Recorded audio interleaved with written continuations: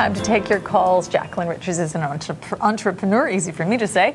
She's a mortgage specialist and, yes, a yoga instructor. If you have any questions about your financial health, give us a call at 613-750-1211 or 1-888-750-1211. And you say health is the word to use. Absolutely. We have Huguette on the line. Hi there, Huguette. Hello. Your question for Jacqueline.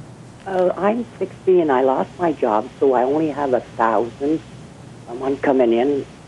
And I was wondering if it would be better to sell and go in a condo or try to keep it and try to bring down the $80,000 I owe.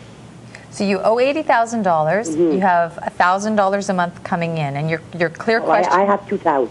$2,000 a month coming in.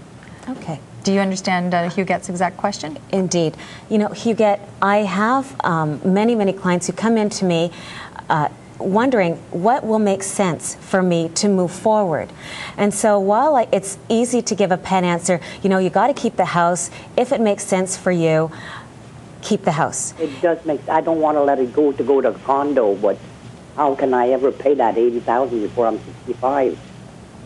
And the reason why you want to pay it out before you're 65? Well, then I won't have enough money to pay my mortgage. Okay. Is there any other income coming in? No, just $2,000. Okay. And any debts that you'd have? Just Visa. Okay. I will tell you there is always a formula that most, I will say, I will be very specific about this.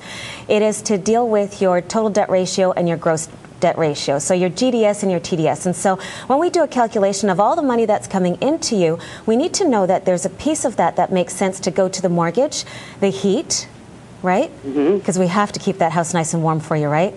But of course the property taxes, because the city won't let you get away with that. And then of course your total debt ratio includes any debts outstanding. So although I would love to give you an answer right now, I would say that once the calculations are completed, then you have a better idea of how comfortable you will be staying in your home. I think the bottom line is of what Jacqueline is saying is it's not something that you have to figure out on your own, Huguette. You should definitely ask for help. Absolutely. Okay. Who do I see for help? What's that? I'm sorry? Who do I see for help? You can see? You could see someone just like me. So anyone who's a mortgage broker or a financial advisor. So you're looking for a financial advisor, And I find that at the bank? Do I go at the bank? Financial advisors are absolutely located at the bank. There's many independent financial advisors that are out there for you. And I would suggest to you, interview them. Be comfortable with them. Have them understand your situation and you be comfortable with expressing everything you want and need. We want to thank you for your call, Huguette. And where is the best place for someone to go where they could get advice without being charged? Because it sounds like Huguette's already really stretched to the limit. Absolutely.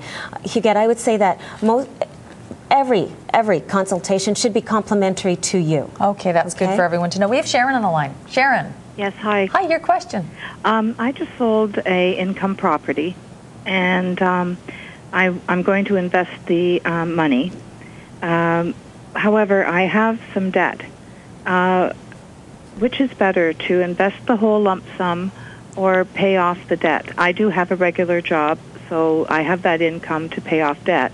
However, would it be healthier for me to pay off the debt with and invest the rest of the money, or just keep paying off the debt and invest the total? This question is very relevant to a whole lot of people, Sharon. Very, very many people. So, Sharon, do you currently own your own home? Yes. Okay. So what a great investment for you. Your timing couldn't have been any better. I would suggest that you take a look at your finances, and while you're working full-time, consider paying out at least some of the debt to make that first income a lot easier to manage your debt ratios. I would say that if you're going in to take a look at another income property, and please, what sort of income property are you looking at for right now? Well, I'm not looking at any. I just got rid of one, and I never want one again. Okay. I've had one for all my life, but I've owned one since '83. Okay. So my parents owned the income properties, and I'm just tired of them, and it was time to get rid of the one I had. So what my question was, I have the money from the one I sold, and I do have some debt. Okay. So what does she do with I that own money? I own Yeah. the house that I'm in. Okay. But I have this lump sum payment that I have from the income property. Okay, we're trying to get to as many calls no as possible. problem. So Be happy, pay out your debt. Be happy, because what's left over, instead of those monthly payments going to pay out your debt, use those payments to invest in mutual funds, RSPs, whatever makes sense for you. Strategize. Make sure you've got income coming to you in various forms. So pay the debt, and then the money that you would use to have paid the debt, use to invest. Exactly. Okay, does that work for you? Yes. Okay, Sharon. Good. Okay, Hey, thank you. congratulations on the sale.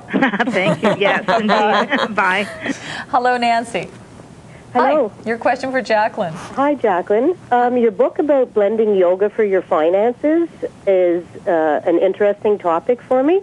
I've done yoga for quite a few years, and my finances are not the greatest. What am I doing wrong? I've got more money or more month at the end of the money. So how can you help me? That's a great expression. More month at the end of the money. Okay. I do like that. Thank you, Nancy. What I would suggest is that there's no pat answer, and it's all about your intent. And let me step out and say it's really great to hear from all of these women and all of their strategies. Looking forward to helping. Nancy, yoga will help you focus. Yoga will help you breathe. So as you consider your budgeting, as you consider your savings, as you consider not being so creative with your credit scoring, think about what it might look like if you had taken all of the money that you have coming to you, because we all have money coming to us, Yes. and if you decided that it would make perfect sense to strategize, sit down with a book and write, what do you want? I have done that as well, too. I write in a gratitude journal every day. Absolutely. They're beautiful. Sounds like you're on the right track. Absolutely. We're just waiting for it all to fall into place, hey? I'm trying to make it happen. Thanks for the call, Nancy. Thank you very much. We're going to try quickly to get to Evelyn. Evelyn, your question for Jacqueline. Hi, yeah. I just finished school and I didn't take student loan, and right now I have so much debt to pay on my credit card. So my question to Jacqueline is it advisable to consolidate my debt? Is it possible to consolidate your debt? And we need a fast answer, and I think the answer is a fast one. It will be, yes, consolidate, pull it all together. It'll be less expensive for you to consolidate because you don't want to have to deal with creditors.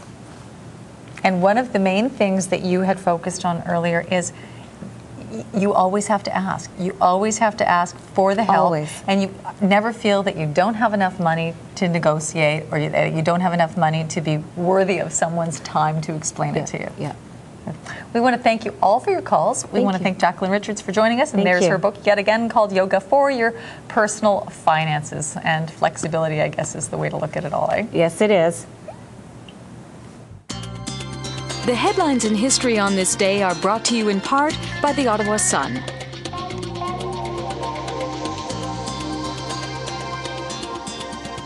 On January 31st, 1961, a chimpanzee named Ham became the first U.S. animal to orbit Earth. In 1990, McDonald's opened its first outlet in the Soviet Union. Thousands lined up in Moscow's Pushkin Square to eat in the 700-seat restaurant. On this day in 2001, a court sitting in the Netherlands sentenced a Libyan intelligence officer to 20 years in prison for planting a bomb that exploded aboard Pan Am Flight 103 over Lockerbie, Scotland in 1988. All 259 people on board died, along with 11 people on the ground. It was also on this date in 2001 that American businessman George Gillett bought 80% of the NHL's Montreal Canadiens and their arena from Molson for $275 million.